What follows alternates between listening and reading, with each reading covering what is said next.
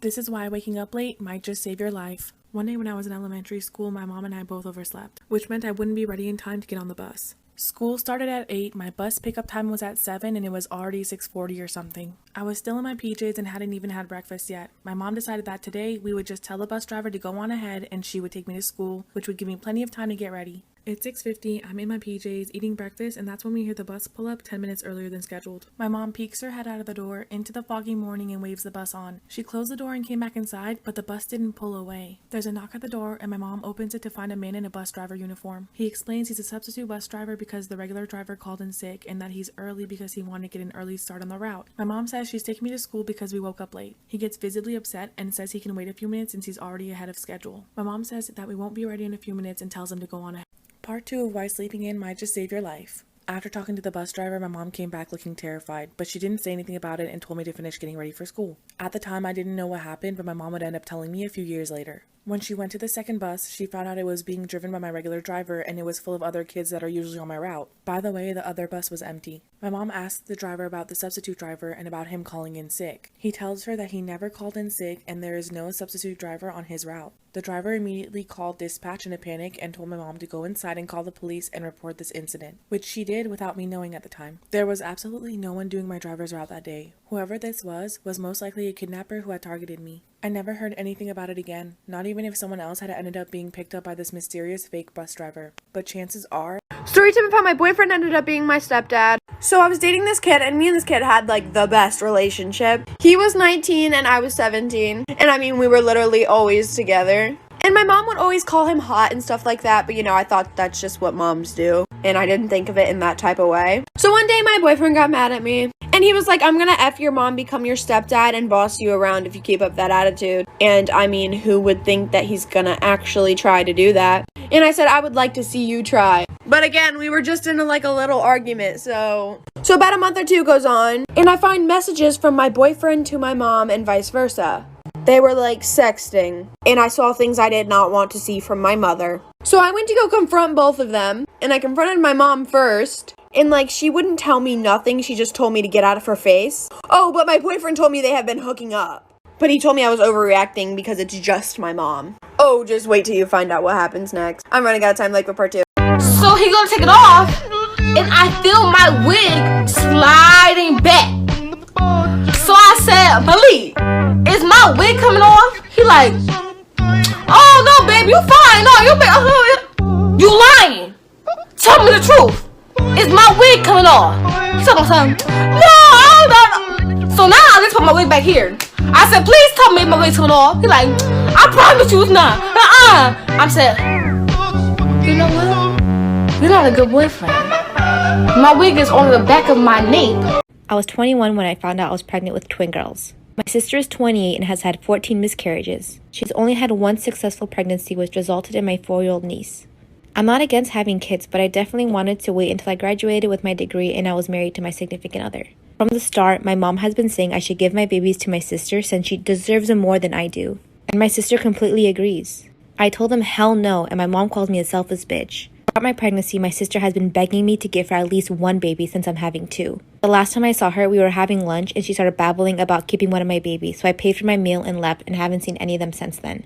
After I have my girls, I log on to Facebook to hundreds of threatening messages from my family and friends about how I stole my sister's babies and ruined her life. She posted a picture of her nursery that she had for my babies. There's so many posts about how generous I am for going through the pregnancy and giving my sister the babies. She told everyone I was giving her my babies, and she has my pictures of them in the NICU saying how she can't wait to bring them home.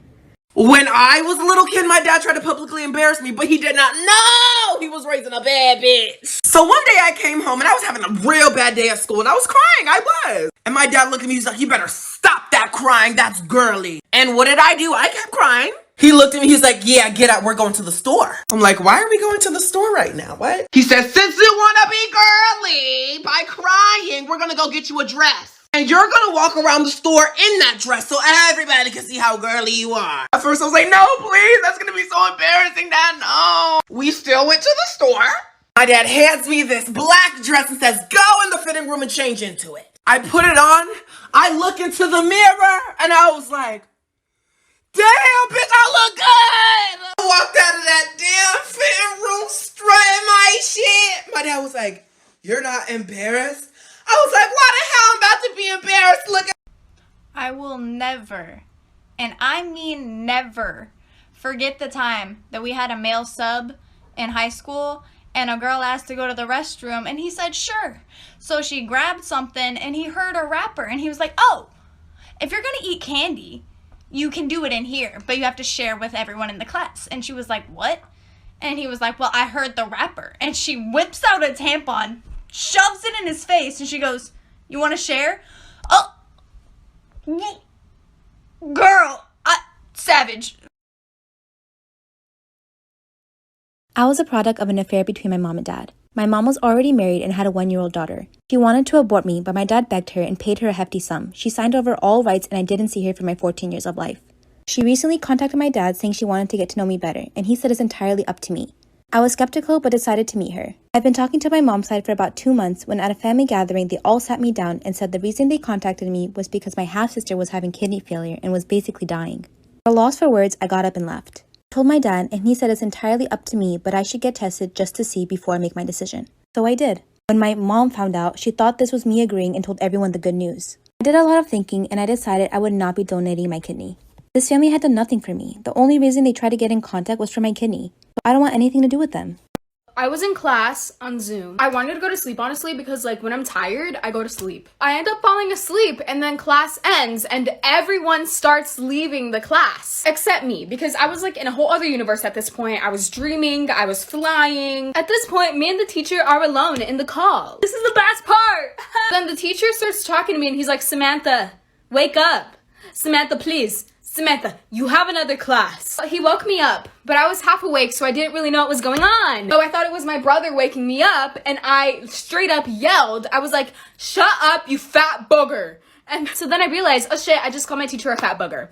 And now he scheduled a parent conference. I'm going on Monday, so I'm really excited.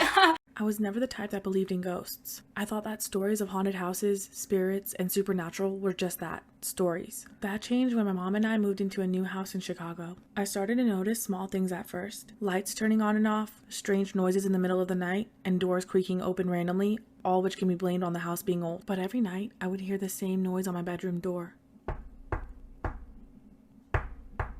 followed by the door slowly creaking open. The first few times, I blamed the old door and the aged hinges, but it kept happening and the knocks kept getting louder and louder. One night, I decided to move my small nightstand in front of the door on the inside of the room, so it couldn't be pushed open easily. Whatever was knocking on my door didn't like this. The taps that night turned into violent bangs. I screamed for my mom to come and she came rushing into the room, knocking over my nightstand in front of the door. When I told her what was going on, I thought she'd call me crazy, but she just stared